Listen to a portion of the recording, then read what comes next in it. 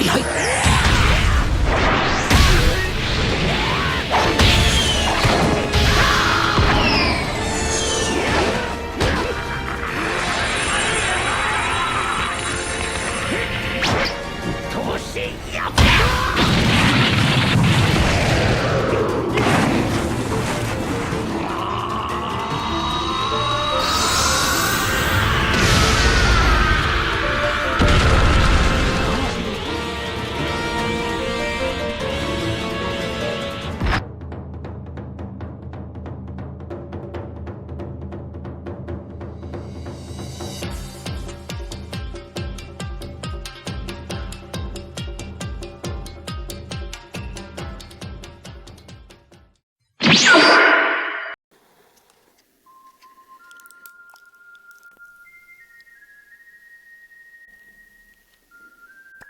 Yo les guénines, bon je vous cache pas que j'ai mal à la tête là avec ce chapitre. C'est l'Ermite, vous êtes sur la chaîne de l'Ermite légendaire. On va parler aujourd'hui du chapitre 101 de Dragon Ball Super.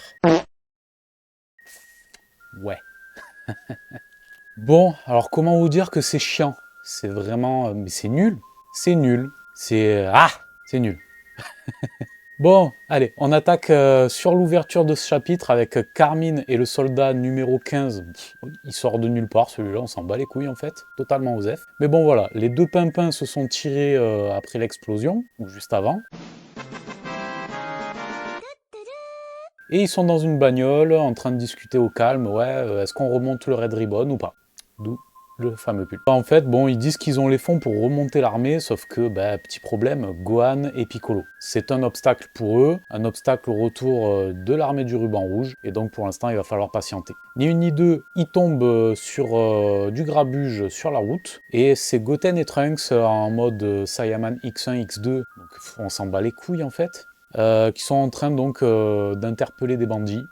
Carmine et numéro 15 sont impressionnés par leur force et décident d'essayer de les minder un peu pour qu'ils aillent affronter Gohan. Alors, comment vous dire que le scénario ne tient pas? C'est nul. Ouais, c'est pas faux. Déjà, Carmine était sur place quand Goten et Trunks sont venus porter secours à Gohan contre Cellmax. À moins que le mec s'était déjà tiré, c'est vrai que les souvenirs sont pas très frais, c'était tellement nul que j'ai pas fait attention. Mais bon, vous allez me dire quand même que l'armée du ruban rouge qui a mis des années et des années à récolter des infos sur la Z-Team, alors ok à l'époque Goten n'était pas né, mais bon, ils ont eu les moyens de récolter des infos pour créer des androïdes capables de battre Goku et la Z-Team. À l'époque, Cell, Saga Cyborg, etc.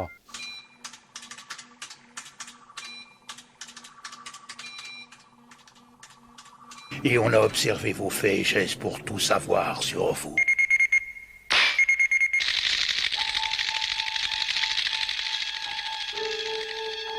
On avait envoyé un petit insecte robotisé.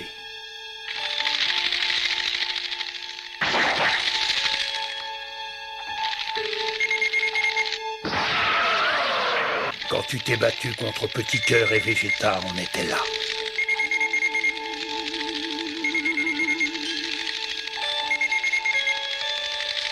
On a étudié tout ce que tu faisais, rien ne nous a échappé, Sangoku. Depuis que tu as détruit notre armée, on t'a espionné. Et là non, là ils sont pas foutus de savoir ne serait-ce que Goten et Gohan sont frères. Sérieux? Comment vous dire que c'est juste inadmissible. Donc bon, Carmine quand même, hein, en fin négociateur qu'il est, bah, il arrive à convaincre Trunks et Goten autour de quoi? Une pizza. Waouh, trop bien.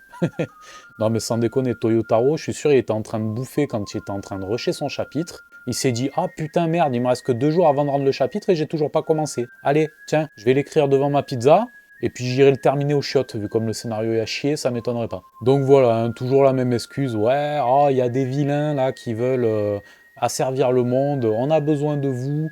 Et bon, les autres, on se dit, bah non, tu nous l'as déjà faite. Non, là pour le coup, c'est, ah ouais, ah bon, mais ouais, non, mais je sais pas, nous, de toute manière, on travaille pas pour l'argent. Ah ouais, non, mais vous avez peur en fait. Mais non, mais pas du tout. Bon, ben d'accord. Waouh. Ah, les arguments béton, quoi. Vous avez peur? Non? Bon, ben on y va. Ok. Le scénar, pour moi, il est clairement repompé sur le début de l'arc précédent. Et donc, en fait, ben, ça tourne en rond. Et il a pas d'idée, le mec. Tu pouvais pas nous faire autre chose? Oh, Toto. On switch sur le seul véritable passage intéressant, je dirais, du chapitre, le combat Vegeta-Broly.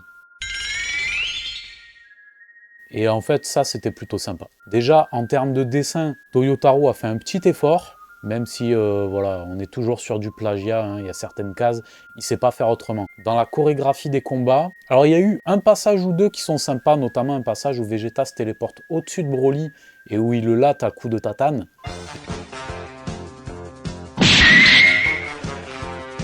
J'aime bien, franchement c'était cool. Mais en revanche, les moments où ils rentrent au contact et qu'on les voit s'attraper les poings d'un côté et de l'autre, ben ça c'est juste un plan du combat Majin Vegeta versus Goku SSJ2 quoi.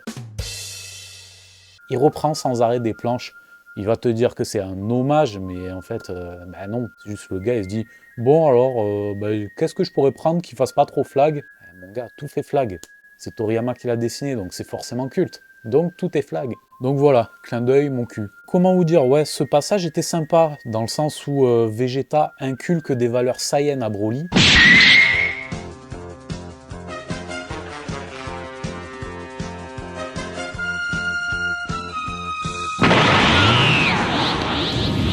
Et j'ai trouvé ça très cool. Parce que là, c'est le Vegeta qu'on aime. Toyotaro essaie tant bien que mal de revaloriser le prince des Saiyans. C'est assez sympa, mais bon, jusqu'à la prochaine fois où il va se prendre une volée par le prochain grand méchant, quoi. Déjà, dans l'arc Molo, Vegeta aurait dû être le grand protagoniste de cet arc. Un arc qui aurait été synonyme de rédemption pour lui, pour se réconcilier avec son passé. Et en fait, non, c'est encore Goku qui est venu sauver la mise. Donc, ouais, hein, c'est dommage. Moi, je suis un grand défenseur de Vegeta, je suis très très fan du personnage. C'est un personnage où il y a vraiment matière à faire pour le développer. Et à chaque fois, c'est fait qu'à moitié, c'est dommage. Donc voilà, on a encore un Goku qui évoque Black Frieza et qui est en train de dire « Ouais, bon, même si c'est un salaud, je suis admiratif parce que bah, il s'est entraîné et il a réussi à nous dépasser. » Donc effectivement, oui, il reconnaît la valeur de Freezer sur le fait qu'il ait pris le temps de s'entraîner pour les dépasser. Donc effectivement, oui, c'est vrai que Goku, il reconnaît volontiers les efforts de ses adversaires. On a Whis qui les informe que... alors non, c'est d'abord Beerus qui leur dit, bon c'est un dialogue osef, hein, mais il leur dit ouais bah, de toute manière je recommanderais un de vous deux si vous arrivez à me dépasser pour le poste de Akaishin. On s'en fout mec, on s'en fout. Goku lui dit mais je t'ai déjà dit que ça m'intéresse pas. Bon, je sais pas pourquoi il nous replace ça. Beerus a envie de prendre sa retraite. Et Whis donc du coup enchaîne en disant voilà Bulma nous a averti que Gohan il y a eu des soucis sur Terre et Gohan et Piccolo ont réglé le problème face à un ennemi qui s'appelait Cellmax. Et Vegeta enchaîne en disant ouais Bulma m'a dit que Gohan aurait pu nous surpasser à ce moment-là. Ni une ni deux, on reswitch sur les deux Pecno, là, Goten et Trunks, qui s'aperçoivent qu'en fait ben, la menace c'est Gohan. Et en fait ils disent ah merde putain ça pue parce qu'on a fait péter les cours, donc s'ils nous grillent, c'est nul, c'est nul. On s'en branle. Et en fait, bah, Carmine, ce blaireau, il arrive devant chez Gohan, il tire sur la baraque, ouais, Gohan, sort et tout. Bon, bref. Gohan sort, le reconnaît comme l'un des ravisseurs de Pan, et il dit ah, tu vas pas recommencer. Bim, ni une ni deux, zou, Gohan Beast. Donc voilà, la transformation sortait déjà du cul à la base, mais visiblement, il la maîtrise déjà. Nani?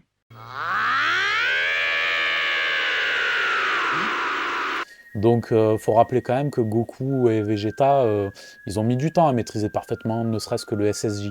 Et là, non, bah, Gohan, transformation Beast, calme, y a pas de problème. Voilà. Donc Goku et Vegeta sentent le ki de Gohan jusqu'à la planète de Beerus, donc c'est vrai que ça doit être quand même impressionnant, j'imagine. Qui divin, pas qui divin, je ne sais pas. Toujours est-il que bah, Goku, cette espèce de teubé là, ben voilà, téléportation.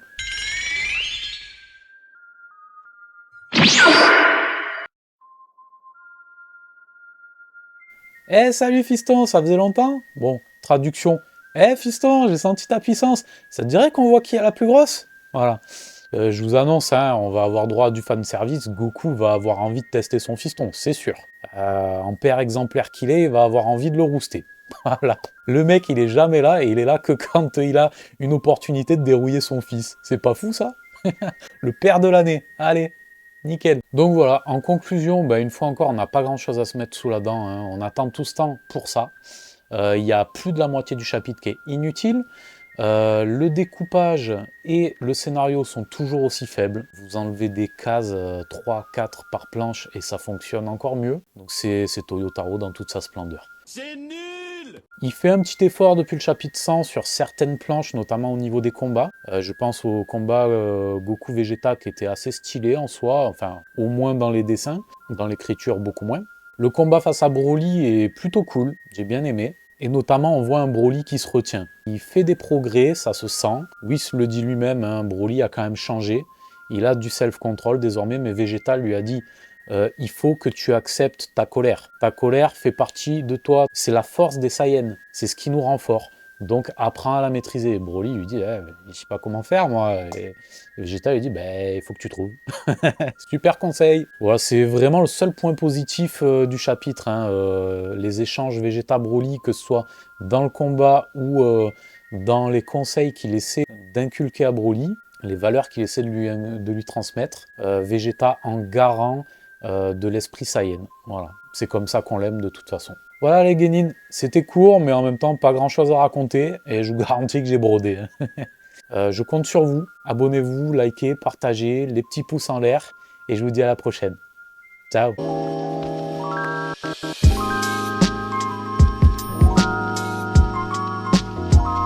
Tu t'es abonné? Tu t'es pas abonné? Abonne-toi!